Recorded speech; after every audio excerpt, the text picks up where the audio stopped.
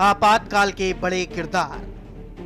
आपातकाल के दौरान सबसे बड़े नेता इंदिरा गांधी थीं, जिन्होंने आपातकाल घोषित किया। राष्ट्रपति फरुखुद्दीन अली अहमद थे। आपातकाल की घोषणा पर हस्ताक्षर किए। इंदिरा गांधी के खिलाफ विपक्षी आंदोलन के नेता जयप्रकाश नारायण थे। इंदिरा गांधी के बेटे संजय गांधी तानाशाही उपायों को लागू करने में शामिल थे। लेखकों ने विभिन्न साहित्यिक कार्यों के माध्यम आपातकाल के प्रभाव को अपनी किताबों में दर्ज किया। 50 साल पहले 25 जून 1975 को तत्कालीन प्रधानमंत्री इंदिरा गांधी ने देश में आपातकाल लागू किया।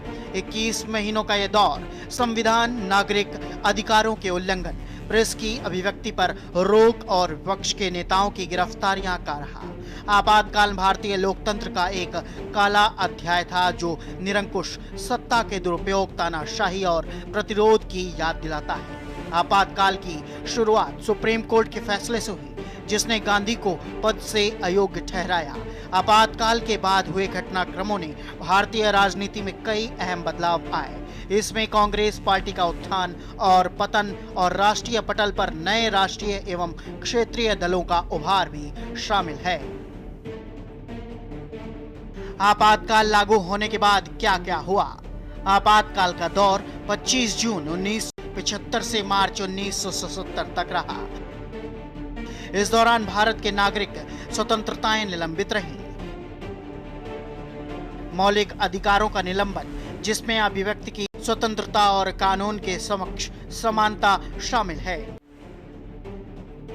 विपक्षी नेताओं और कार्यकर्ताओं की सामूहिक गिरफ्तारी, प्रेस की सेंसरशिप और मीडिया पर नियंत्रण, सरकारी नीतियों के हिस्से के रूप में मजबूर नसबंदी और झुग्गी झोपड़ियों का ध्वंस। 1977 में सियासी दुर्गति के साथ कांग्रेस को चुनावी हार का सामना करना पड़ा। इमरजेंसी, देश की सियासत में इस शब्द का शोर गूंजने के 5 दशक पूरे हो गए हैं। 25 जून 1975 की आधी रात को तत्कालीन प्रधानमंत्री इंदिरा गांधी ने देश में इमरजेंसी लागू करने का ऐलान किया था। इमरजेंसी 28 साल के जवान भारतीय लोकतंत्र को परिपक्वता की दहलीज तक ले आई, सत्ता का विकेंद्रीकरण किया और देश को एक दल की मजबूत छत्रछाया से बाहर निकाल बहुदलीय सियासत के रंगों से रूप बनाया। जयप्रकाश नारायण की अगुवाई में हुए आंदोलन और अन्य आंदोलनकारी लोक यानी जनता में लोकतंत्र को लेकर जागरूकता आई। इमरजेंसी में लोकतांत्रिक अधिकार कुचले गए, राजनीतिक व्यक्तियों को जेलों में डाला गया। आपातकाल क्यों लागू हुआ? चुनावी दुरुपयोग पर अदालत के फैसले के कारण इंदिरा गांधी की अयोग्यता, बढ़ती सार्वजनिक अशांति और विपक्षी आंदोलन, चुनौतियों और घटती लोकप्रियता के बीच सत्ता बनाए रखने की इच्छा। 24 जून 1975 को एक सुप्रीम कोर्ट के फैसले से प्रेरित, जिसने इंदिरा गांधी को अयोग्य ठहराया। इस अवधि में आपातकाल की घोषणा से पहले महत्वपूर्ण अशांति और विपक्षी आंदोलन हुए। आपातकाल के बाद जनता पार्टी ने सरकार बनाई, जो राजनीतिक शक्ति में बदलाव का प्रतीक बनी। वहीं आपको बता दें, देश में इमरजेंसी के 50 साल पूरे होने पर बीजेपी ने कांग्रेस को घेरने का पहले से ही पूरा बंदोबस्त कर लिया। केंद्र की बीजेपी सरकार ने पिछले साल ही 25 जून को संविधान हत्या दिवस के रूप में मनाए जाने की घोषणा कर दी थी। बता दें, 2024 के आम चुनाव के कैंपेन के दौरान एक दूसरे के खिलाफ बहुत कुछ कहा जा रहा था। संविधान पर मंडराते खतरे से लेकर मंगल सूत्र तक बेच डालने की बातें हुई। चुनाव नतीजे बीजेपी की अपेक्षा के अनुरूप तो नहीं थे, लेकिन विपक्ष को भी अब मजबूती से खड़े होने का मौका दे रहे थे। जो बातें चुनाव तक खत्म हो जानी चाहिए थी, वे आगे भी जारी थी। दरअसल चुनावी रैलियों की झलक संसद तक देखी गई। आपातकाल पर पीएम मोदी ने सोशल मीडिया एक्स पर लिखा, यह भारत के लोकतांत्रिक इतिहास के सबसे काले अध्यायों में से एक है। भारत के लोग इस दिन को संविधान हत्या दिवस के रूप में मनाते हैं। इस दिन भारतीय संविधान के मूल्यों को दरकिनार कर दिया गया है, मौलिक अधिकार छीन लिए गए, प्रेस की स्वतंत्रता को खत्म कर दिया गया, कई सामाजिक राजनीतिक नेताओं और कार्यकर्ताओं, छात्रों व आम नागरिकों को जेल में डाल दिया गया।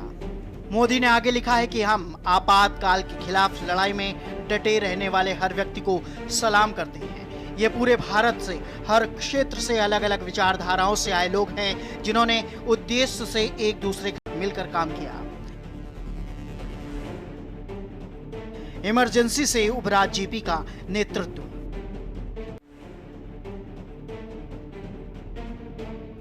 आपको बता दें कि देश की आजादी के बाद से ही केंद्र की गद्दी से राज्यों की सत्ता तक कांग्रेस का वर्चस्व था।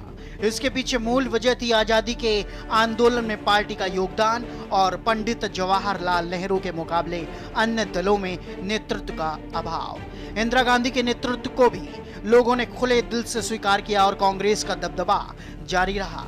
लेकिन इंदिरा की इमरजेंसी में तस्वीर बदल गई। इमरजेंसी के खिलाफ हुआ आंदोलन नेतृत्व का उत्पादक साबित हुआ और भारतीय राजनीति को कई नेता मिले।